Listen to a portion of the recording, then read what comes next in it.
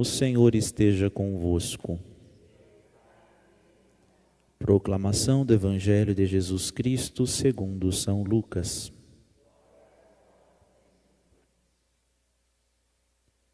Naquele tempo, disse Jesus aos seus discípulos: todo aquele que der testemunho de mim diante dos homens, o Filho do Homem também dará testemunho dele diante dos anjos de Deus. Mas aquele que me renegar diante dos homens, será negado diante dos anjos de Deus. Todo aquele que disser alguma coisa contra o Filho do Homem será perdoado, mas quem blasfemar contra o Espírito Santo não será perdoado. Quando vos conduzirem diante das sinagogas, magistrados e autoridades, não fiqueis preocupados, como ou com que vos defendereis, ou com o que direis, pois nessa hora o Espírito Santo vos ensinará o que deveis dizer. Palavra da salvação.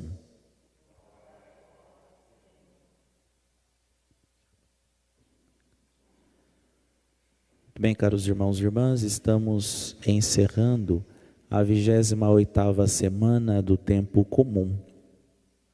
Nós temos hoje algumas celebrações anexas a esta, como o padre já disse, já mencionou no início da celebração, a festa, a memória de Santa Margarida Maria Alacoque, aquela que visualizou o Sagrado Coração de Jesus, quem teve alguns diálogos com o Sagrado Coração de Jesus. E que grande graça para a igreja, que grande graça para os sacerdotes, que grande graça para nós que somos pecadores, por ter um Deus que se preocupa com os seus, né? com aqueles que foram criados, mas que por amor, no amor, nos conquista, nos seduz, nos traz para junto dele. E deseja que nós permaneçamos com ele, nele e por ele. Assim também na liturgia, nos ajuda a percebermos esta graça. A primeira leitura que escutamos hoje, retirada da carta de São Paulo aos Romanos, nós já estamos escutando há alguns dias esta carta, né? Que vai falando sobre a questão da justiça e da fé. Hoje, de modo especial, nós observamos esta escuta acerca da fé a partir de Abraão. E esta fé que se torna quase que uma esperança. As 3 virtudes teologais, fé, esperança e caridade. Quando a fé é vivida no amor, ela transborda em esperança. E aí nós somos justificados por esta mesma fé. Nós somos justificados por esta esperança que nós temos na vida eterna. Nós somos justificados pelo amor pelo qual vivemos, a fé da qual recebemos. E é por isso então que São Paulo é muito claro ao escrever para os romanos. Não foi por causa da lei, mas por causa da justiça que vem da fé, que Deus prometeu o mundo como herança a Abraão ou a sua descendência. Veja, e Deus continua sendo fiel a esta aliança. É por isso que nós cantamos, né, junto com o salmista, o Senhor se lembra sempre da aliança. Nós é que muitas vezes não damos sequência, não correspondemos à nossa parte da aliança. A aliança é sempre feita entre 2 pessoas, né? E nós é que muitas vezes rompemos com a aliança que Deus faz conosco. Mas Deus que fez esta aliança, a primeira que nós temos, né, especialmente com a própria humanidade, mas feita com Noé, por exemplo, que um dos símbolos é o arco-íris, não é? Também, de modo muito particular, estamos escutando durante esta semana esta fé, esta aliança feita, né, com Abraão e toda a sua descendência.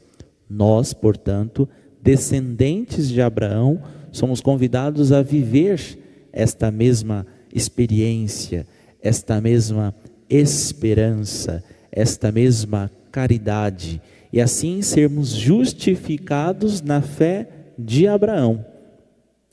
E então, se somos herdeiros, devemos viver esta virtude da fé, esta virtude da crença, da credulidade. Também, portanto, precisamos entender que isto é um dom gratuito, né? É de graça que nós recebemos esta graça, esta oportunidade de estarmos em Deus, e é de graça que nós também devemos manifestar para com os irmãos. Por isso que é um dom gratuito, é um dom que nos faz abrirmos-nos uns aos outros. E assim nós vamos chegando também ao Evangelho que nós escutamos no dia de hoje. Veja, se nós lermos muito rapidamente, a gente fica muito confuso com estas passagens, né? Com estes trechos, especialmente porque tem estas jogadinhas de palavras que Jesus gosta de fazer, né? E então, Jesus falando aos discípulos, lembram-se, né? Jesus tem uns 4 grupos de pessoas com quem ele fala. Aos apóstolos, que são somente os 12. Aos discípulos, que é um grupo maior, que segue Jesus, que obedece os seus ensinamentos, enfim, que buscam estar mais atentos a Ele. O terceiro grupo, que é pessoas de fora, que não seguem Jesus, os fariseus, os saduceus, os mestres da lei, né? Então pessoas de fora. E o quarto grupo, a multidão, né? É povo que está tudo aí no meio, que está geralmente em busca em Jesus de algum milagre, de alguma coisa. Então são 4 grupos que Jesus fala. Os apóstolos, ou seja, os de dentro de casa, os discípulos, aqueles que são amigos, né, que também se aproximam muito fortemente de Jesus, os de fora, os fariseus, saduceus, mestres da lei, e também a multidão, o povão, né, com quem Jesus também se encontrava de vez em quando. Aqui Jesus está falando aos discípulos, ou seja, aqueles íntimos, aqueles que não, um pouco mais do que os 12, mas que também buscavam viver esta intimidade com o Senhor. Ou seja, eu e você é com quem Jesus estaria falando no dia de hoje. E Jesus então diz: todo aquele que der testemunho de mim diante dos homens, o Filho do Homem também dará testemunho dele diante dos anjos de Deus. O que quer dizer isso, gente? Aquele que não tem vergonha de mim, também eu não terei vergonha dele diante dos anjos de Deus. É quase que isso, traduzindo em miúdos, né? Por isso, minha gente, percebamos como que nós temos vivido a nossa fé, como que nós temos vivido, traduzido a palavra do Senhor em nossa vida, em nossas ações, em nosso dia a dia. Como temos testemunhado esta palavra, né? Como nós temos visto muito, muito fortemente algumas pessoas negando a fé exatamente por terem medo de não ser aceitas pelo grupo, por alguns familiares, pelos amigos, especialmente entre os jovens, os adolescentes, né? Nós temos visto isto. Talvez sempre teve esta convicção da fé, mas porque na faculdade agora, né? Se eu continuar com esta fé, eu vou ser deixado meio que de lado, ou eu vou receber chacotas, ou vai isso e aquilo, então começa a se afastar. Tem vergonha. Agora é moda ser ateu, por exemplo, é moda negar Deus ou coisa semelhante. Então eu também preciso me afastar. Porque senão, né, vai que vão falar coisas de mim e coisas do tipo. Tem vergonha, tem medo, né? Também Jesus está nos recordando: aquele que der testemunho de mim diante dos homens, também eu, o Filho do Homem, dará testemunho dele diante dos anjos de Deus. Mas aquele que renegar diante dos homens, também será negado diante dos anjos de Deus. E aí Jesus coloca algo interessante: aquele que blasfemar contra o Espírito Santo não será perdoado. O pecado contra o Espírito Santo é o único que não tem perdão. Mas, padre, qual é o pecado, portanto, contra o Espírito Santo? É não acreditar, por exemplo, que o Espírito Santo tem poder para perdoar pecados, né? Aquela história de que a gente fala assim: não, Todo mundo peca, então eu não acho que eu preciso me confessar, eu não preciso. Ou imagina que eu vou acreditar que o Espírito Santo vai lá e usa do padre ou coisa semelhante. Ou, enfim, a gente vai criando as nossas teorias. Acreditamos, portanto, que o Espírito Santo não tem poder de perdoar pecados. E aí então nós blasfemamos contra o Espírito Santo. O Espírito Santo tem poder de perdoar pecados, porque Ele é Deus. Só Deus perdoa pecados. Só Deus. Pai, o Filho e o Espírito Santo, um só Deus. E portanto, aquele que não crê que Deus tem poder de perdoar pecados, este está blasfemando contra o Espírito Santo. E aí às vezes a gente acha somente em relação a nós. Já aconteceu, por exemplo, a você, né, se confessar e aí depois até buscar uma outra confissão de novo, porque acha que não foi perdoado? Ou até já recebeu absolvição e aí não se sente, padre, eu sei que Deus já me perdoou, mas eu não me perdoo. A gente está se colocando no lugar de Deus. A gente está sentando, falando para Deus, olha, sai do seu trono, eu que vou me sentar no lugar, porque o Senhor já me perdoou, mas eu não. Então eu estou tomando o lugar de Deus. Eu estou tomando a posição de Deus. Não cabe a mim decidir o bem e o mal. Qual foi o pecado dos nossos primeiros pais? Adão e Eva. Deus diz a eles, comei de tudo que vos estiver aqui, menos da árvore do conhecimento do bem e do mal. Quem diz o que é bem, quem diz o que é mal aqui sou eu, é Deus quem está dizendo. Porque, minha gente, Adão e Eva eram como crianças, né? Assim como o pai tem que dizer para a criança, olha, primeiro a gente come a comida salgada e depois que a gente come o doce, não é? Isso nós sabemos porque, assim, apesar do doce ser mais gostoso, mas a gente precisa dos nutrientes da comida, das coisas que são salgadas. Então é ela que vem primeiro. E aí o doce é só aquele gostinho. Por quê? Se você comer o doce, vai perder a fome e vai faltar os nutrientes necessários. Você vai obedecer, porque eu, o Pai, tenho conhecimento do bem e do mal para você. O que é bom para você, meu filho, minha filha. Não é isso? Assim também Deus agia para conosco, né? Especialmente ali então com Adão e Eva. Sendo crianças, Deus estava dizendo, olha, eu sei o que é bom e o que é mal para vocês. Então, não busquem decidir o que é bem, o que é bom para vocês. O que foi que Eva fez depois da tentação da serpente? Eu acho que eu posso decidir por isso. Eu posso decidir por mim mesma.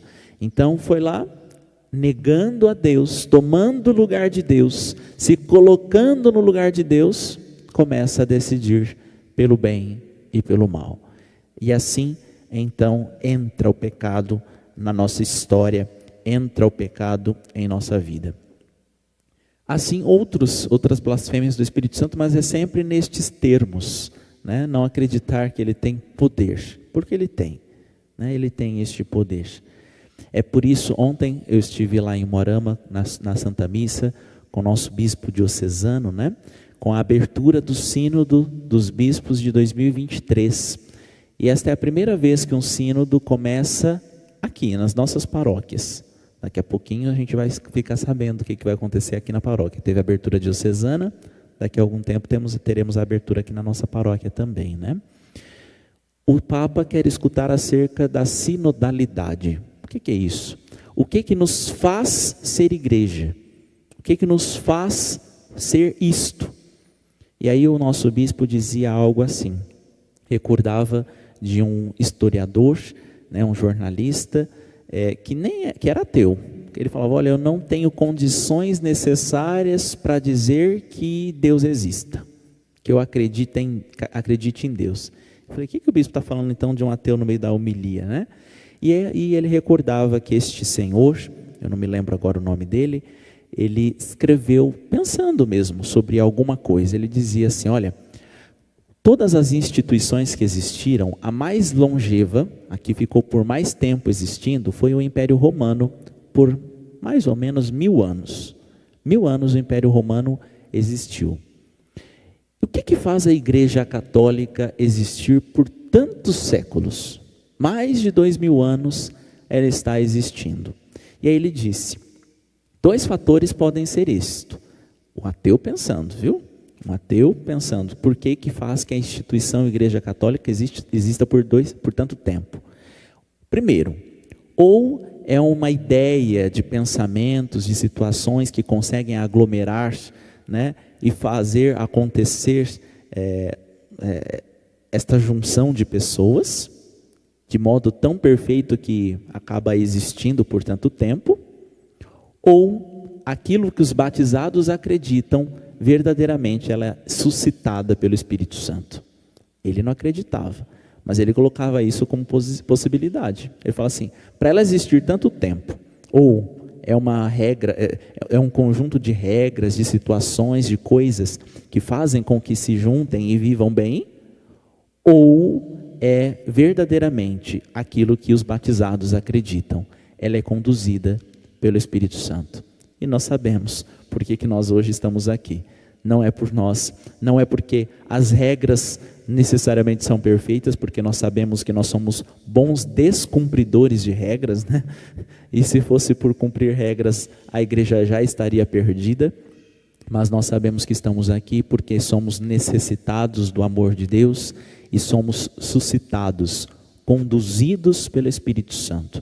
Ele tem poder de perdoar pecados, Ele tem poder de conduzir a igreja, Ele tem poder de nos fazer levantar, de retirar-nos da morte, das trevas, da escuridão, da escravidão, para a luz bendita e nos libertar em Cristo Jesus. Por isso, irmãos e irmãs, peçamos nesta manhã, para que este dia seja conduzido pelo Espírito Santo, e assim tenhamos as condições necessárias para seguirmos a Jesus mais proximamente e assim estarmos com o nosso coração semelhante ao dele.